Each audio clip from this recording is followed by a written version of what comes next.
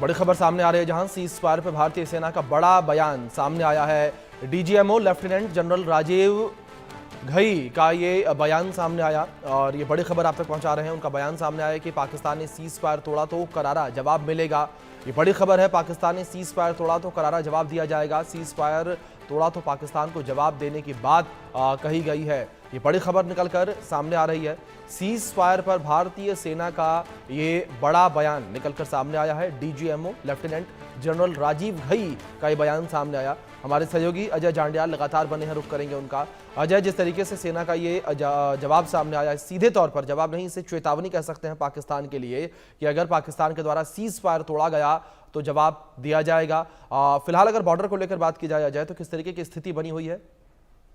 देखिए, पूरी रात जो है बॉर्डर पर जो लोग हैं वो कहीं ना कहीं तनाव में रहे। हालांकि लगभग 1 लाख से ज्यादा लोगों को प्लान करके सुरक्षित जगहों पर रखा गया है, क्योंकि पाकिस्तान पर भरोसा नहीं किया जा सकता।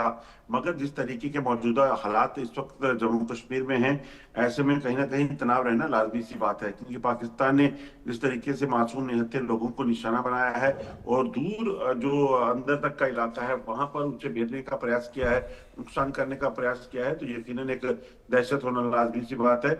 लोग जो बॉर्डर के इलाकों में अभी भी बंकर्स में रह रहे थे, उन्होंने पूरी रात जो है वो बंकर्स में निकाली है।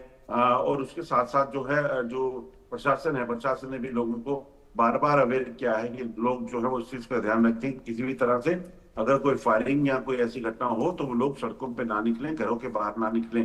दूसरी एक अहम चीज और बता दूं कि कल जब प्रेस कॉन्फ्रेंस हुई है, प्रेस कॉन्फ्रेंस में एक चीज बड़ी साफ कर दी गई कि भारत कभी भी जो है वो पहल नहीं करता है, मगर जी अगर कोई भी दुश्मन पाकिस्तान अगर किसी भी तरीके से गोलीबारी करता है तो उसका जवाब जो है वो कड़ा दिया जाएगा। आपको बता दूं कि इसी को लेकर लाइन ऑफ कंट्रोल और अंतर्राष्ट्रीय सीमा के तैयारी के पर जो है वो तैयारी पूरी करके रखी गई थी। और तमाम जो सेना है वहां पर, चाहे वो थल सेना की बात की जाए, वायुसेना की बात की जाए, फिर या नेवी की बात की जाए, तो वो तमाम जो लोग हैं वो तैयार थे किसी भी तरीके से पाकिस्तान के अंदरूनी इलाकों में भी जो है वो निशाना बनाने के लिए, क्योंकि पाकिस्तान ने जिस तरीके से लोगों को निशाना बनाया, पाकिस्तान ने जिस तरीके से भारतीय जो क्षेत्र में डिफेंस इंस्टॉलेशन थी उनको निशाना बनाने का प्रयास किया है, उससे साफ है कि पाकिस्तान की मंशा जो है वो सीधे तौर पर इस युद्ध को आगे बढ़ाने की है। और बिल्कुल भारत पहले से कह चुका है कि जब जब पाकिस्तान जो है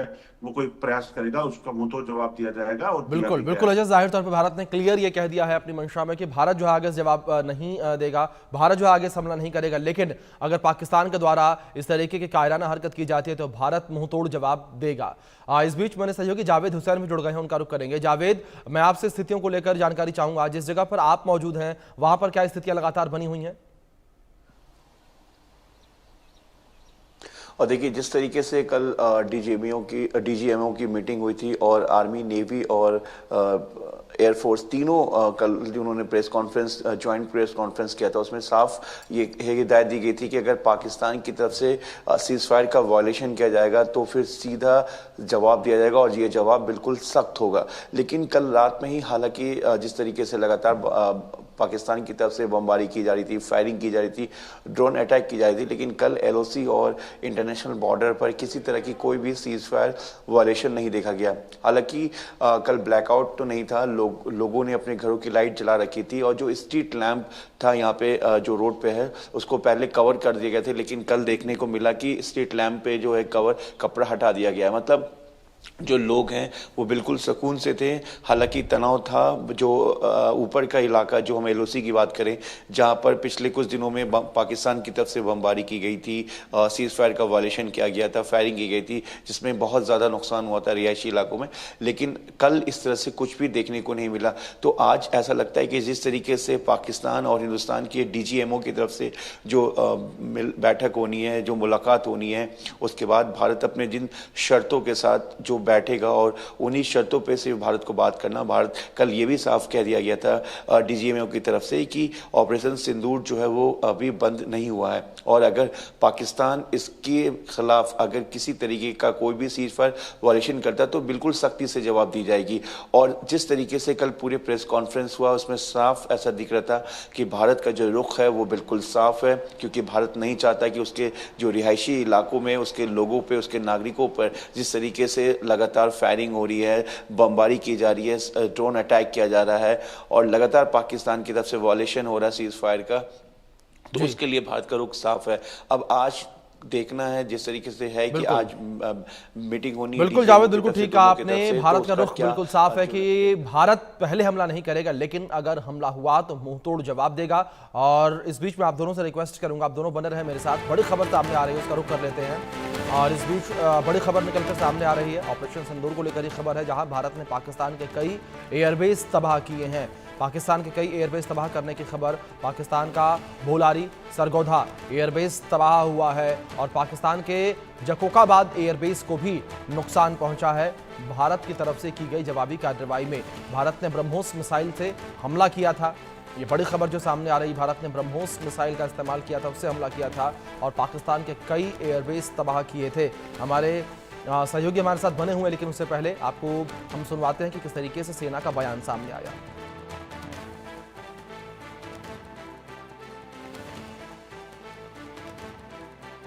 तो आपने देखा कि ये जो एक्टिविटीज चल रही हैं 3-4 दिन से, ये कोई वॉर से कम नहीं है।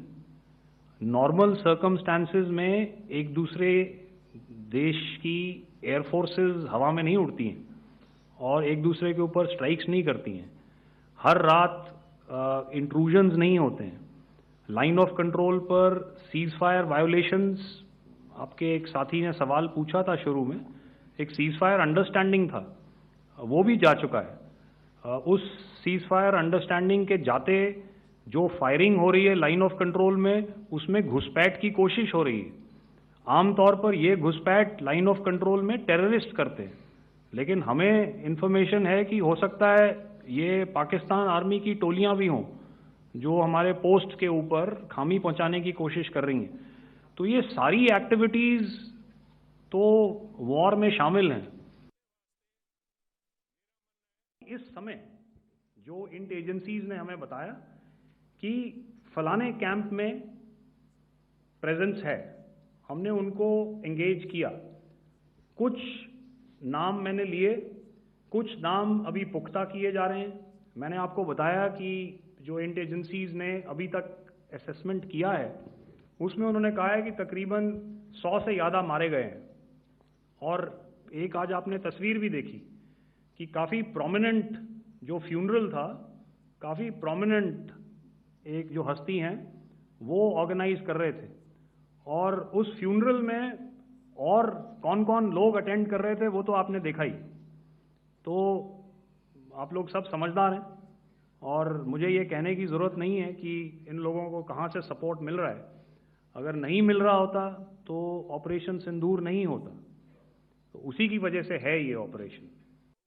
A decision was taken to strike where it would hurt, and towards that, in a swift, coordinated, calibrated attack, we struck his air bases, command centers, military infrastructure, air defense systems across the entire Western Front. The bases we struck include Chaklala, Rafiki, and mind you, Chaklala is Islamabad, Rahim Yar Khan, Sakar, sending a clear message that aggression will not be tolerated. This was followed by strikes at Sargoda, Bholari, Jacobabad. तो आपने सुना किस तरीके से सेना का बयान सामने आया, 2 टूक यहां पर सेना के द्वारा। इस बीच अजय, मैं आपका रुख करूंगा, लेकिन एक अजय गौर करने की बात यह भी थी, दिलचस्प बात यह भी थी कि जब सेना की प्रेस कॉन्फ्रेंस शुरू हुई तो उस वक्त शिव तांडव की गूंज सुनाई दी। देखिए, बिल्कुल शायद किसी भी जीत और किसी भी जो ताकत है सेना की, जब उसका यहाँ पर कहीं ना कहीं परिचय दिया जा रहा था, ताकत ही इसे कहूंगा, क्योंकि सेना ने जो सेना के अफसर और एयरफोर्स के अफसर वहां बैठे हैं, उन्होंने इस चीज को वहां बताया कि किस तरीके से भारतीय सेना ने अपना पराक्रम दिखाते हुए, एयरफोर्स ने पराक्रम दिखाते हुए पाकिस्तान में आतंकी अड्डों को तबाह किया। जी। 100 से ज्यादा आतंकी मारे गए। और एयरफोर्स ने जब अपनी काबिलियत दिखाई तो वो ठिकाने जो चुने गए, चाहे वो उनके जितने भी एयरफोर्स के एयरबेस थे पाकिस्तान एयरफोर्स के, उनको जो है वो चुना गया है। और उसके पीछे की वजह बड़ी साफ है कि ये ठिकाने वो भारतीय जो सुरक्षा वालों के ठिकाने हैं, उनको निशाना बनाने का प्रयास कर रहे थे। दूसरी अहम चीज जो है शिव तांडव का सुना जाना कि कहीं ना कहीं भोले बाबा की मर्जी भी कहीं ना कहीं से और ताकत देने की है, और इसीलिए शायद ये वजह भी है। अभिषेक, एक चीज आपको बता दूं कि इस जी। प्रेस कॉन्फ्रेंस में जो सबसे ज्यादा गौर करने वाली चीज है जी। वो ये है कि इस बार बताया गया है कि पाकिस्तान इस वक्त जब युद्ध का समय है या युद्ध के हालात बने हुए हैं, उस वक्त भी आतंकियों को या फिर पाकिस्तानी सैनिकों को अंदर घुसपैठ कराने का प्रयास कर रहा है। तो इसका मतलब साफ है कि कहीं ना कहीं पाकिस्तान अभी भी कुत्ते की दुम की तरह बदला नहीं है। वो अभी भी बिल्कुल। भारतीय इलाकों में घुसपैठ या यहाँ पर अपने आतंकियों को या फिर अपने लोगों को बेचकर यहाँ पर बैठ हमले करने, भारतीय चौकियों पर हमले करने की प्रयास कर रहा है, जी। जिसका जवाब देने के लिए भारतीय सेना जो है पूरे तरीके से तैयार है और दे रही है।